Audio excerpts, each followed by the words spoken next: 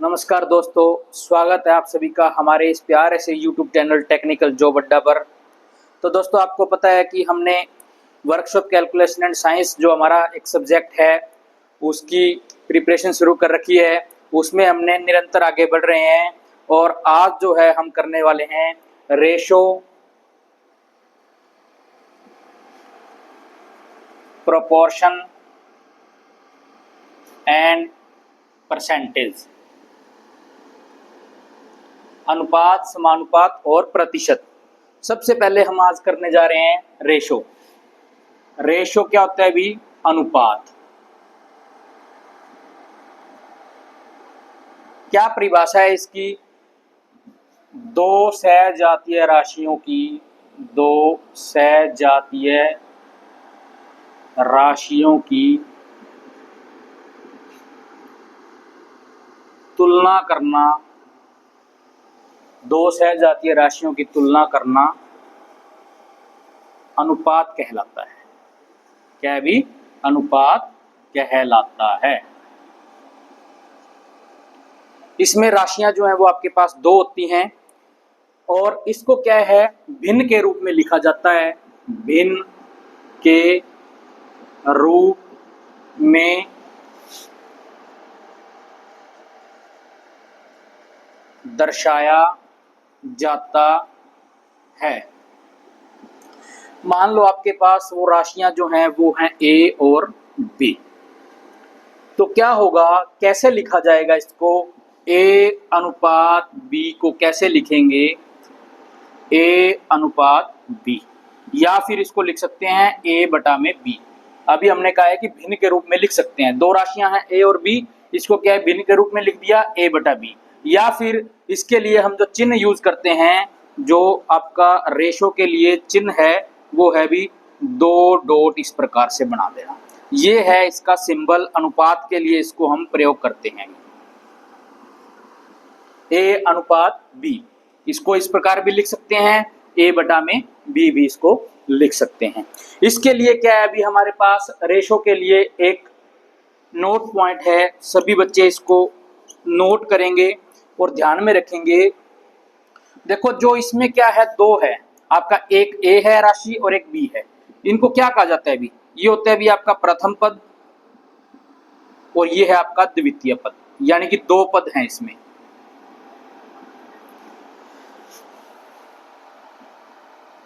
अनुपात में राशि जो है, अनुपात में प्रत्येक पद को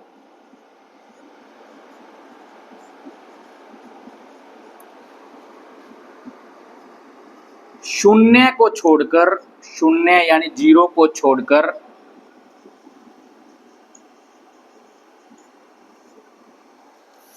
किसी भी संख्या से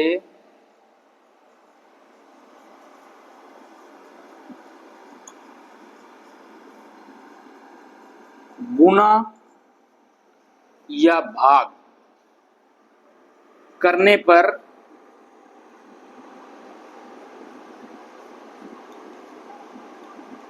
अनुपात अपरिवर्तित रहता है। अपरिवर्तित रहता है। क्या मीनिंग है अभी इस बात का? इस बात का मीनिंग हम समझते हैं। मान लो हमारा अनुपात ए अनुपात बी है, ए अनुपात बी। अगर मैं इसको किसी एक m से गुणा कर दूं तो ये हो जाएगा एम ए अनुपात एम बी।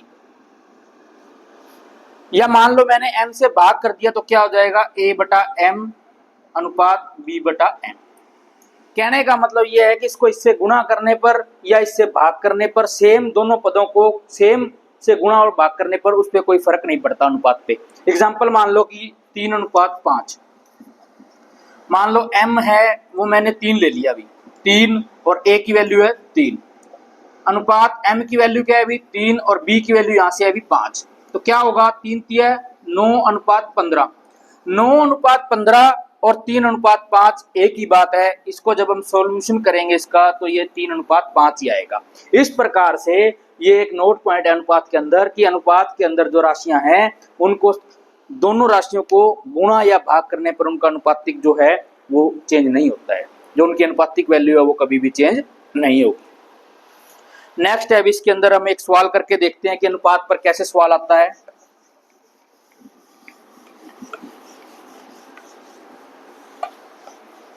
मान लो कोई एक सर्किट है, उस सर्किट का कुल प्रतिरोध एक सर्किट का टोटल रेजिस्टेंस 1200 ओम है और इसमें दो प्रतिरोध 3:5 में हैं, 5 में जुड़े हुए हैं। तो दोनों प्रतिरोध का मान बताओ, दोनों प्रतिरोध का मान बताओ।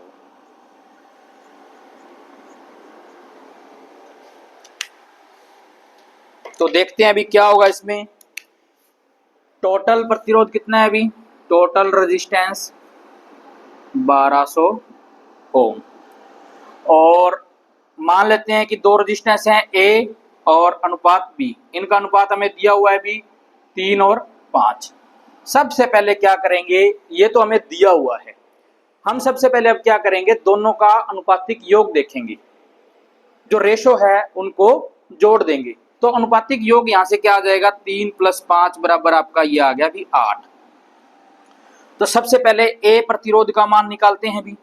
ए प्रतिरोध का मान यानी कि ए रेजिस्टेंस की क्या वैल्यू आएगी, ए रेजिस्टेंस क्या है भी 3 रेशो में है और कुल क्या है भी 8 और टोटल क्या है भी 1200। कैलकुलेशन करेंगे अब यहाँ से, ये आपका कट गया भी 15 या 45 450 ओम। जो पहला प्रतिरोध है वो आपका होगा भी 450 ओम। बी प्रतिरोध का मान, बी प्रतिरोध कितने रेशो में है 5, डिवाइड बाय 8 गुना में 1200। सेम कैलकुलेशन करेंगे, ये आ जाएगा भी आपका 750 ओम। अब ये देखो हमारे पास टोटल था 1200, दोनों अलग अलग हमने निकाल दिए 450 और 750। क्या ये 450 और 750 दोनों को जोड़ने पर 1200 आ रहा है? 7 4 11 और 1 12 बिल्कुल आ रहा है। ये इसलिए हमारा ये सवाल बिल्कुल सही है।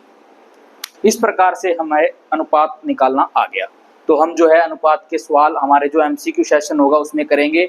अभी हमने अनुपात के बारे में इसका जो मेन थ्योरेटिकल पोर्शन है वो हम इसको सोल्व कर रहे हैं। तो आज हमने रेशो के बारे में जान लिया। अब हम नेक्स्ट स्टेप पे चलते हैं, वो है भी हमारा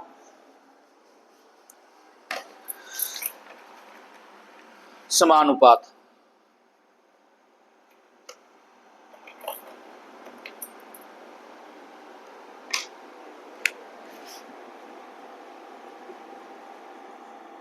समानुपात है भी आपका प्रोपोर्शन। क्या परिभाषा है भी इसकी? दो अनुपातों की तुलना करना, दो अनुपातों की तुलना करना। कैसे होगा भी इसका दो अनुपातों की तुलना? देखो जब हमने अनुपात पढ़ा था तो उसमें आपका क्या आया था, दो राशियां आई थी, एक अनुपात में दो राशियां। बट अभी यहाँ पे अनुपात कितने आ रहे हैं, दो, तो राशियां कितनी आएंगी, 4। तो समानुपात में क्या है, 4 राशियां होती हैं भी। समानुपात में राशियां जो है वो 4 होंगी, राशियां 4 होंगी। मान लेते हैं वो राशियां कौन कौन सी है भी, ए बी सी और डी। ये क्या कह रहा है, दो अनुपातों की तुलना। मान लेते हैं पहला अनुपात ए अनुपात बी है, दूसरा अनुपात सी अनुपात डी है। तो ये दो अनुपात हैं, इनकी तुलना करनी है, तो इसके बीच में क्या है, हमें समानुपात का निशान लगाना होता है। तो ये जो 4 डॉट आपको दिखाई दे रही हैं, ये हम समानुपात के लिए लगाते हैं। समानुपात को दर्शाने के लिए 4 डॉट लगाई जाती हैं, समानुपात को शो करता है ये। और जब 2 ही डॉट लगाते हैं तो वो आपका शो करता है अनुपात को। अब यहां से क्या होगा, इसको हम लिख सकते हैं अभी a बटा बी बराबर c बटा डी, और a बटा बी और c बटा डी। और अगर इसकी बात करें हम तो ये इसको क्रॉस मल्टीप्लाई करेंगे तो AD बराबर BC। ये हम यहां से इसको ये भी लिख सकते हैं। तो ये क्या है, ये आपका प्रथम पद है, ये द्वितीय पद है, ये तृतीय है और ये चतुर्थ पद है। यानी कि फर्स्ट, सेकंड, थर्ड और फोर्थ आपके जो नंबर हैं यहाँ पे। और जो आपका A और D है इसको बोला जाता है बाह्य पद, बाह्य पद, या फिर इसको बोल देते हैं एक्सट्रीम्स, एक्सट्रीम्स। ये आपके हैं अंदर के पद, यानी कि ये है मध्य पद, मध्य पद इसको बोल देते हैं अभी मीन्स। ये आपने ध्यान रखना है बाह्य पद और मध्य पद क्या होते हैं। A B C D, A बटा B C बटा D, AD बराबर BC, ये आपका समानुपात। इसके ऊपर एक सवाल आपका बिल्कुल आसान सा बनता है, 9:3 समानुपात X अनुपात 7, X अनुपात 21, सॉरी यहाँ पे 21 है अभी। क्या होगा, अब इसको हम लिख सकते हैं 9/3 बराबर X बटा 21, 3X बराबर 21 गुणा 3, X बराबर 21 गुणा 9 आएगा यहाँ से, 21 गुणा 9 बटा में 3, 3 तिया 9, X बराबर आ गया भी 21 तिया 63। यानी कि जो X का वैल्यू है वो यहाँ से आएगी भी 63। तो आपने कैलकुलेशन में बिल्कुल भी मार नहीं खानी है। 9:3 समानुपात X अनुपात 21 सॉल्व करने का तरीका ये है भी, इसको हम A बटा B की फॉर्म में लिख देंगे, फिर उसको क्रॉस मल्टीप्लाई करेंगे और इस प्रकार से हमारा यहाँ पे X आ जाएगा। देखो ये वही बात है, यहाँ पे 4 चीजें हमें दी गई हैं, 4 में से कोई भी अगर 3 हमें पता है तो चौथी हम निकाल सकते हैं इस फॉर्मूले का यूज करके। AD बराबर BC आपने भी ध्यान में रखना है। नेक्स्ट है भी इसके अंदर types of fraction,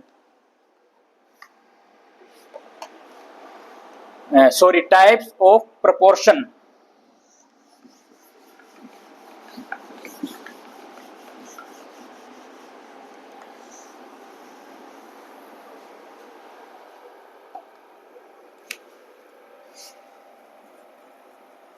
types of proportions यानी कि समानुपात कितने प्रकार का होता है। हमारे पास 3 प्रकार का समानुपात है अभी। सबसे पहला है डायरेक्ट प्रोपोर्शन,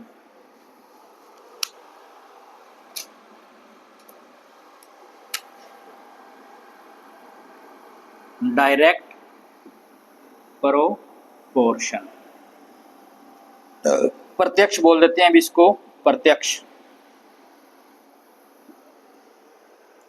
क्या होता है डायरेक्ट प्रोपोर्शन के अंदर, जब एक राशि बढ़ेगी तो दूसरी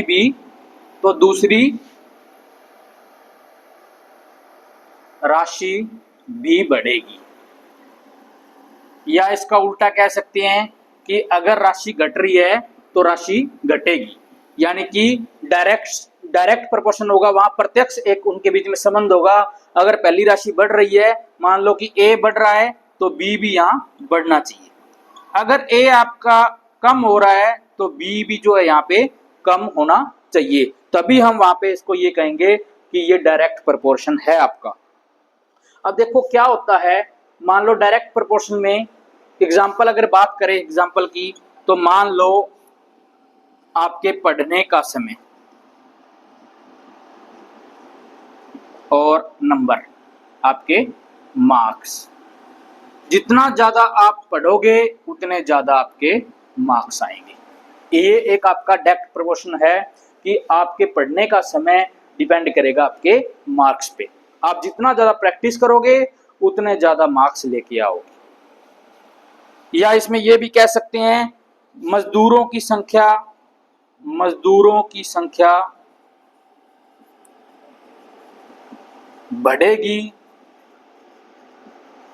तो काम भी बढ़ेगा, यानी कि जो आउटपुट आएगी वहां पे वो काम भी ज्यादा होगा। वर्कर अगर ज्यादा हैं तो काम जो है आपका जल्दी होगा, टाइम जो है वहां पे कम लगेगा, वो हम आगे देखते हैं क्या होगा उसमें। तो ये अभी आपका डायरेक्ट प्रोपोर्शन। डायरेक्ट प्रोपोर्शन पे अगर सवाल की बात करें तो कैसा सवाल आता है अभी इस पे,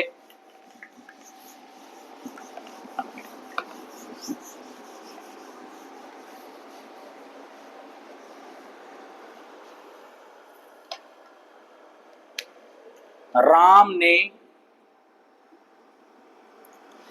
270 यूनिट के लिए 70 यूनिट बिजली के लिए 1080 रुपये दिए हैं, तो 115 यूनिट पर कितने रुपए लगेंगे, कितने रुपए लगेंगे। देखो भाई क्या होगा, सबसे पहले हमें ये देखना है कि क्या दिया गया है। दिया गया क्या है, हमें दिया गया है 270 यूनिट दिए गए हैं और इस पे जो है 1080 रुपये का खर्च आ रहा है।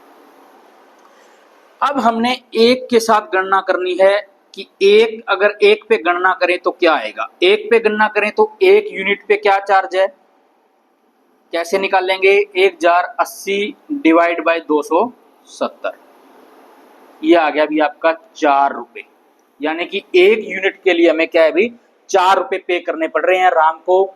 और अगर बात करें 115 यूनिट की तो 4 गुना 115, ये आ गया अभी आपका 460 रुपए। देखो अगर इसको बढ़ाते 270 से तो रुपए भी बढ़ते, अगर हमने यहाँ यूनिट कम किए हैं तो रुपए भी कम हो गए। ये आपका डायरेक्ट प्रोपोर्शन है एक, ये क्या है अभी एक डायरेक्ट प्रोपोर्शन है।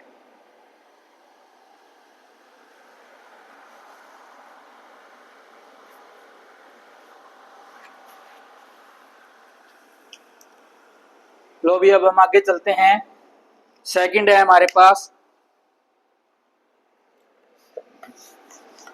Indirect proportion.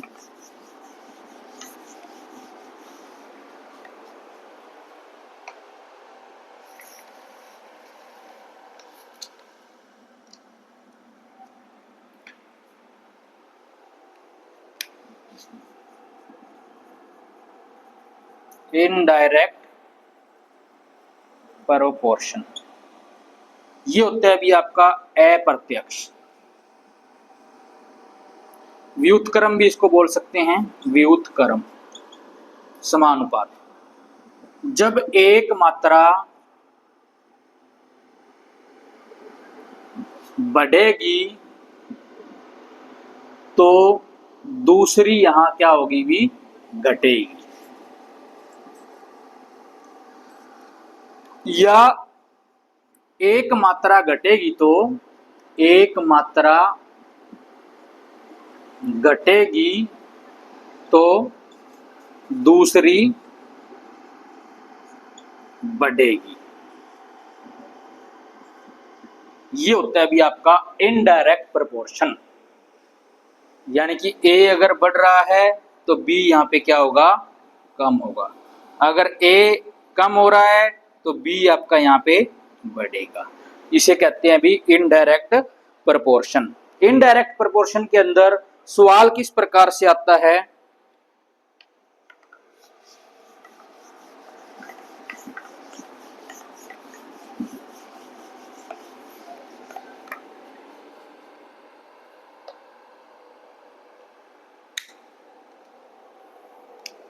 दस मजदूर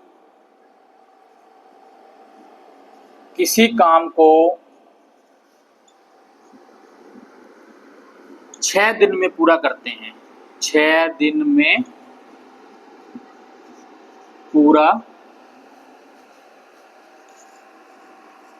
करते हैं। 15 मजदूर इसी काम को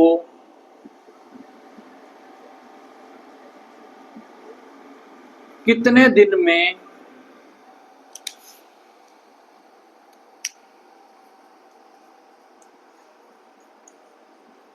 पूरा करेंगे। तो देखो 10 मजदूर 6 दिन ले रहे हैं, मजदूर बढ़ गए तो समय क्या है, कम होगा। कम होगा यानी कि कोई चीज बढ़ रही है और दूसरी चीज कम हो रही है, तो ये क्या है भी, इनडायरेक्ट प्रोपोर्शन है। इस प्रकार के सवालों को हम करने के लिए क्या करते हैं अभी, M1 D1 बराबर M2 D2, ये एक ट्रिक है, एक फॉर्मूला है, ये सबने नोट कर लेना है।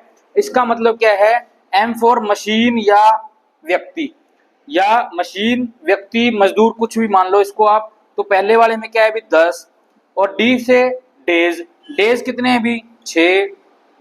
दूसरी तरफ क्या कह रहा है, काम वही है और आपके मजदूर कितने कर दिए 15, और कितने दिन लगेंगे ये हमें निकालना है। तो यहां से D2 क्या आ जाएगा भी, 10 गुना 6 डिवाइडेड बाई 15, 5 दूनी 10, 5 तिये 15, 3 दूनी 6, 2 दूनी 4, यानी कि आपका इसी काम को अगर 15 मजदूर लगा देते हैं तो 4 दिन में काम समाप्त कर देंगे आपका। पहले 6 दिन लग रहे थे, अब 4 दिन लग रहे हैं। मजदूर पहले 10 थे, अब 15 हैं। यानी कि कोई चीज बढ़ रही है और दूसरी चीज घट रही है, तो वहां पे क्या है, आपका इनडायरेक्ट प्रोपोर्शन वहां पे काम कर रहा है। तो ये था भी आपका इनडायरेक्ट प्रोपोर्शन। देखो ज्यादातर सवाल आपके यहीं से आते हैं, मजदूर, घंटे, दिन, काम। तो ये जो सवाल होते हैं इसके लिए एक यूनिवर्सल फॉर्मूला यही है, M1 D1 बराबर M2 D2। इसके अलावा अगर घंटे भी साथ में दे दिए जाएं तो क्या होता है, M1 D1 H1 divided by W1 बराबर M1 M2 D2 H2 divided by W2। यहाँ पे W वर्क 1 वर्क 2, वर्क 1 और वर्क 2 सेम है, तो यहाँ पे क्या है, सेम था तो एक और एक आ जाएगा, इससे कोई फर्क नहीं पड़ना। M1 आपका व्यक्ति भी है, मशीन भी है, ठीक है, मजदूर भी कह सकते हैं, D आपका दिनों की संख्या, H आपके घंटे। ये पहली स्टेटमेंट के लिए और ये दूसरी स्टेटमेंट के लिए। तो यहां से आपके जो सवाल हैं बड़े ही जल्दी और आसान तरीके से आप जो है सवालों को हल कर लोगे। अदरवाइज इस सवाल को हल करने के लिए हम क्या करते, 10 मजदूर लगते हैं जी तो 6 दिन में, एक मजदूर लगेगा तो क्या होगा, 6 गुना 10 होगा। यहाँ पे क्यों होगा 10, क्योंकि काम है, काम एक मजदूर करेगा तो बहुत ज्यादा टाइम लगेगा ना, तो इसलिए फिर यहाँ 15 करते, डिवाइडेड बाई 15 लेते, फिर वही आता। तो इसमें कैलकुलेशन में गलती होने के चांस भी बनते हैं, तो हम क्या डायरेक्ट ये फॉर्मूला यूज करते हैं इस प्रकार के सवालों को हल करने के लिए, M1 D1 बराबर M2 D2। और अगर घंटे भी साथ में दे रखे हो, वर्क भी दे रखा हो, सारा कुछ दे रखा हो, तो M1 D1 H1 बटा W1 बराबर M2 D2 H2 बटा W2। ये फर्स्ट स्टेटमेंट के लिए, ये सेकंड स्टेटमेंट के लिए। तो ये है अभी आपका इनडायरेक्ट प्रोपोर्शन।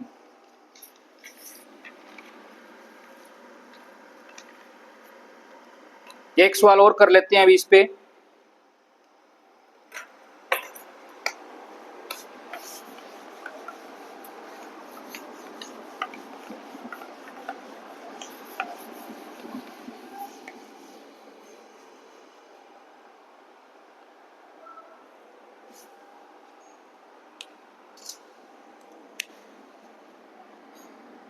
एग्जाम्पल एक और लेते हैं अभी, 60 किलोमीटर प्रति आवर की स्पीड से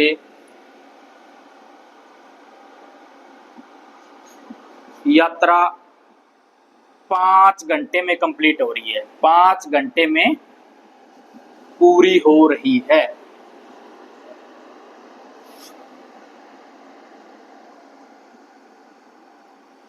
यदि स्पीड 75 किलोमीटर प्रति आवर कर दी जाए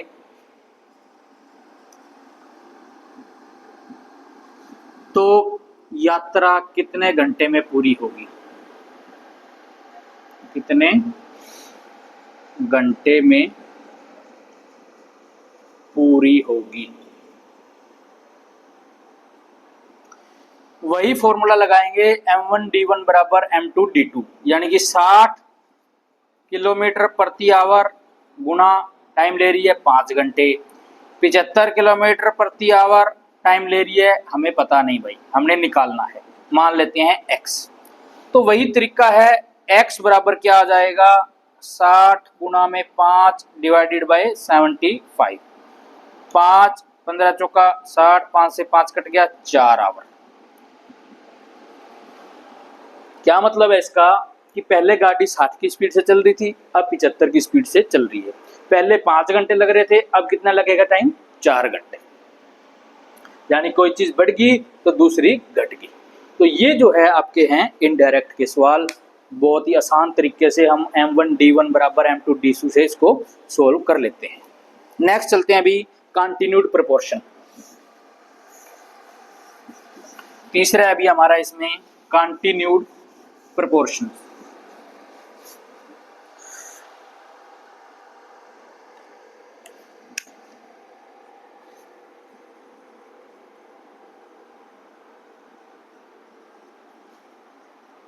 कॉन्टिन्यूड प्रोपोर्शंस क्या होता है अभी, निरंतर समानुपात। निरंतर समानुपात। देखो इसमें क्या है, मान लो इसमें ए बी और सी आपके इसमें क्या है अभी 3 संख्याएं हैं। तो इसमें क्या होगा कंटिन्यूड अनुपात के अंदर कि ए अनुपात बी समानुपात बी अनुपात सी। यानी कि आपके जो पहला अनुपात है उसका जो समापन है यानी कि ए अनुपात बी जो बी है, और दूसरा अनुपात आपका क्या है बी से ही शुरू हो रहा है। दूसरा अनुपात क्या है अभी बी से ही शुरू हो रहा है। तो इस प्रकार का जो अनुपात होता है वो कहलाता है कंटिन्यूड प्रोपोर्शंस। कि इसमें जो ये चीज है बी जो है इसमें दूसरा पद क्या है इसमें कंटिन्यू है। तो ऐसे जो है इसको बोलते हैं हम निरंतर समानुपात। इसको क्या लिख सकते हैं अभी, ए बटा बी बराबर बी बटा सी, बी स्क्वायर बराबर क्या आ गया ए सी। जो कंटिन्यूड प्रोपोर्शंस के आपके सवाल आते हैं वो इसी पर आते हैं, बी स्क्वायर बराबर ए सी। ये कह दिया जाएगा कि मान लो ए बी और सी कंटिन्यूड प्रोपोर्शंस के अंदर आपको ये दे दिए 4, 8 और 16। बताओ क्या ये कंटिन्यू प्रोपोर्शन में है, बताओ क्या ये कंटिन्यू प्रोपोर्शन में है। तो क्या करेंगे बी स्क्वायर, बी क्या है अभी यहाँ पे 8 बराबर ए की वैल्यू क्या है 4, सी की वैल्यू क्या है 16, 16 चौका 64, 8 8 64। तो ये क्या है अभी बिल्कुल सही है। ये आपका 4, 8 और 16 ए बी सी तीनों के तीनों क्या है अभी कंटिन्यूड प्रोपोर्शंस के अंदर। ये अभी आपका कंटिन्यूड प्रोपोर्शंस के ऊपर जो सवाल है वो किस प्रकार से आपका सवाल आता है। या फिर कोई भी 2 चीजें दे दी और ये बता दिया कि ये कंटिन्यूड प्रोपोर्शंस है, तो आपने तीसरी चीज को निकालना है। कैसे निकालते हैं, मान लो ए बराबर दे दिया 3 और बी बराबर दे दिया 6, फाइंड सी। सी क्या होगा बी स्क्वायर बराबर ए सी, बी की वैल्यू क्या है अभी 6 का स्क्वायर, ए की वैल्यू क्या है अभी 3, सी हमने निकालना है। 36 डिवाइडेड बाय 3 बराबर सी, ये आ गया अभी आपका 12। तो सी की वैल्यू क्या आ गई भी 12। ये अभी आपका कंटिन्यूड प्रोपोर्शंस। बिल्कुल आसान आसान सवाल आते हैं और इसमें कोई भी दिक्कत नहीं है, आपको बड़े आसानी से समझ आएंगे। आपने इनकी ज़्यादा से ज़्यादा प्रैक्टिस करनी है और अपने डाउट्स जो है वो क्लियर करने हैं।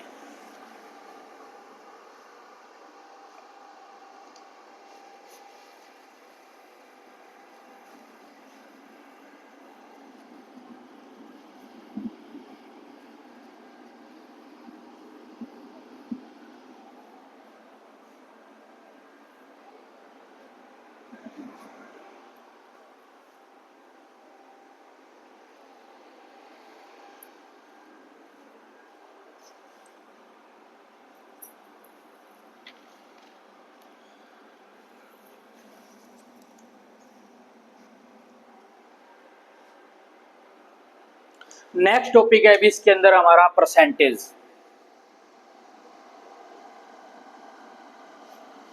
प्रतिशत। प्रतिशत का मतलब होता है 100 में से। क्या है अभी 100 में से भाग, 100 में से। यानी कि कोई चीज प्रतिशत में दे रखी है तो उसका मतलब कि वो 100 में से कितनी है, वो क्या है अभी 100 में से कितनी है। किसी संख्या को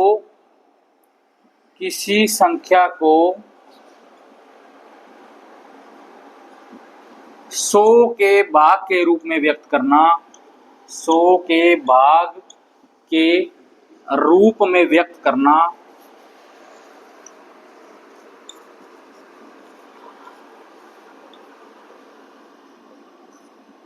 परसेंटेज कहलाता है।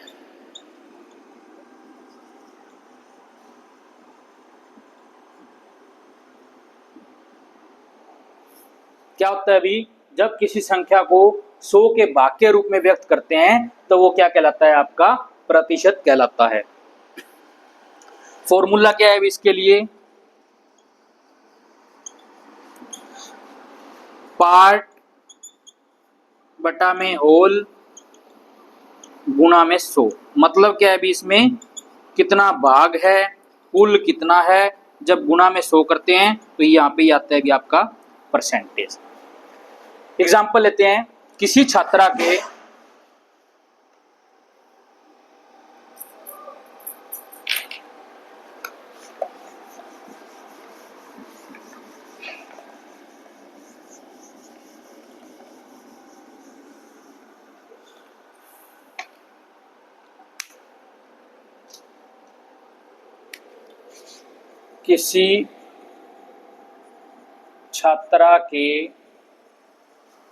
परीक्षा में 80 में से 60 अंक आए हैं।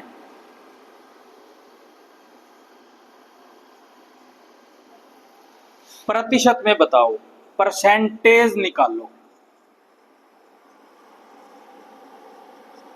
हमें पता है, हमने अभी फॉर्मूले में लिखा था कि भाग भाग क्या है अभी, 80 है आपका, सॉरी 60 है, और कुल क्या है 80, यानी कि 80 में से 60, 80 कुल है, उसका भाग है 60 गुना 100।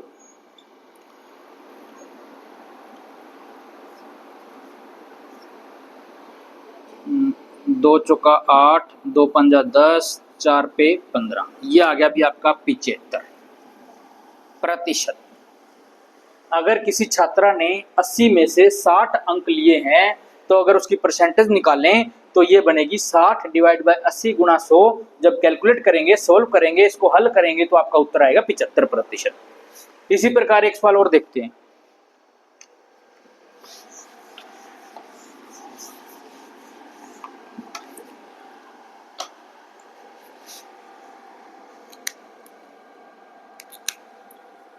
वस्तु की कीमत 200 रुपये पर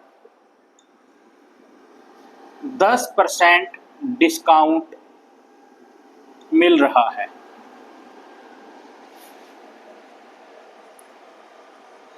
नई कीमत बताओ, वस्तु की नई कीमत क्या होगी। सबसे पहले क्या करेंगे, 200 रुपये का 10% निकालेंगे। भी क्या करेंगे, प्रतिशत को हटाने के लिए डिवाइड में क्या कर देंगे 100 और गुना में 200। यहां से क्या है, ये कट जाएगा 20, यानी कि 200 रुपये पे कितना डिस्काउंट चल रहा है, 20 रुपये का। कुल जो वैल्यू है उसकी क्या है भी 200 रुपये, डिस्काउंट चल रहा है इस पे 20 रुपये का, तो नई कीमत कितनी आ गई भी 180 रुपये। इस प्रकार का सवाल बड़ा आसान है, बस आपके उसका दशमलव हटाना है, सॉरी परसेंटेज हटाना है। परसेंटेज को हटाने के लिए भाग में 10 करते हैं, और परसेंटेज अगर लगानी हो तो गुणा में 10 करते हैं। अगर देखो कोई चीज़ भाग में दे रखी है, मान लो कि 50% दे रखा है और इसका परसेंटेज हटाना है हमने, तो क्या करेंगे, भाग में 100 कर देंगे। और कोई चीज़ अगर परसेंटेज निकालना है तो गुणा में 100। मैं लिख देता हूं उसको अच्छे से, गुणा और भाग के लिए क्या संबंध है, गुणा इससे परसेंटेज से,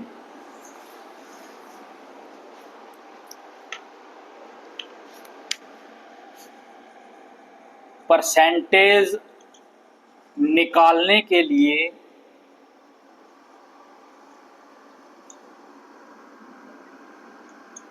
100 से गुणा किया जाता है, 100 से गुणा किया जाता है। परसेंटेज हटाने के लिए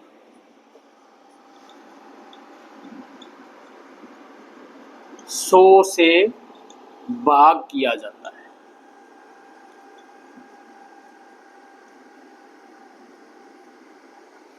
इंपॉर्टेंट है भी ये।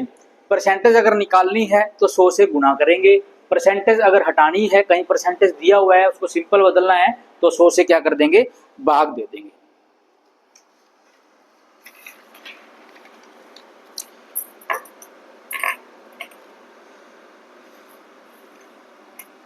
नेक्स्ट टॉपिक है, इसके अंदर भी हमारा परसेंटेज में changing percentage into decimal.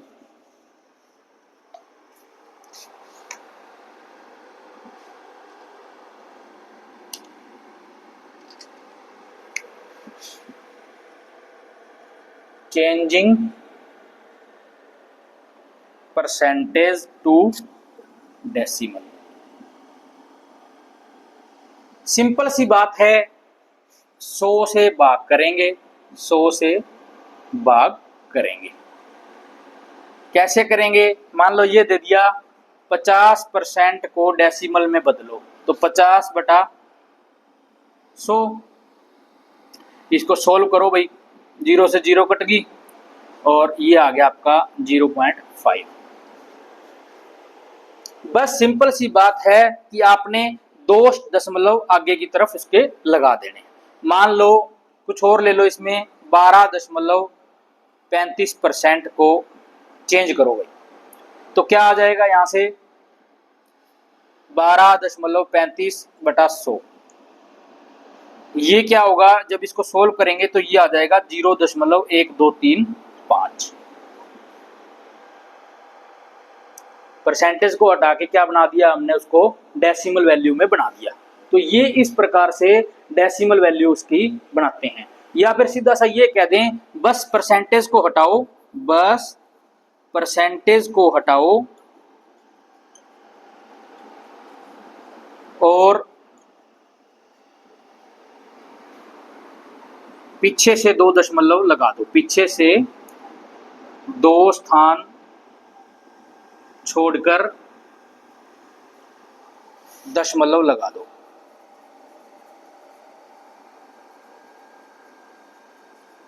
Example ले लो और भी कुछ, 1.73%, इसको डेसिमल में बदलो भाई।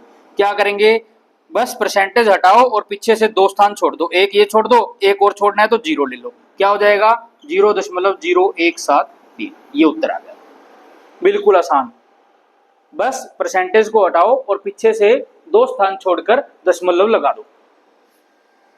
ये आपने याद रखना है, changing percentage to decimal. Last topic इसमें बचता है चेंजिंग परसेंटेज टू फ्रैक्शन।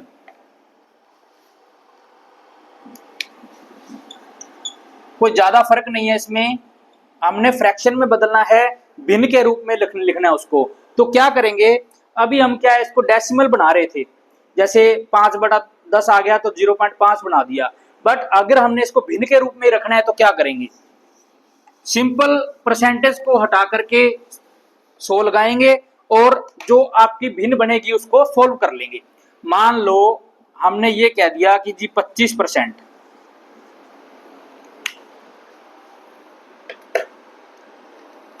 25% को फ्रैक्शन में बदलो, भिन्न के रूप में बदलो। क्या करेंगे, 25/100। अगर हमें डेसिमल में बदलना होता तो हम इसके पीछे से लगा देते और ये आ जाता इसका उत्तर।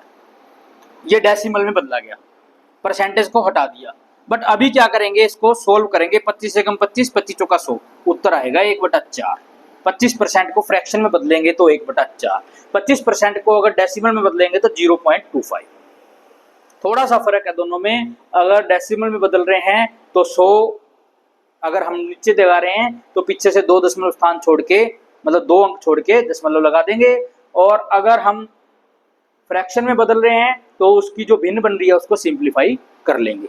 कोई और इसमें सवाल ले लो भी आप। 3/4% को फ्रैक्शन में बदलो। देखो 3/4 तो पहले से फ्रैक्शन में है, अब इसको थोड़ा और सोल्व कर लेते हैं। 3/4 गुना में नीचे 100, क्या हो जाएगा अभी 3/400। ये फ्रैक्शन बन गई इसकी। एक सवाल करते हैं अभी हम परसेंटेज को लेकर के।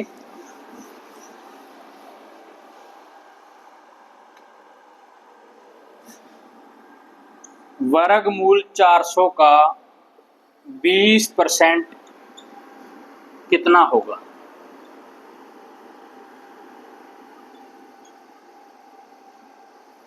सबसे पहले क्या होगा अभी, वर्गमूल 400 जो है इसको हल करेंगे। वर्गमूल 400 का मान क्या आएगा अभी?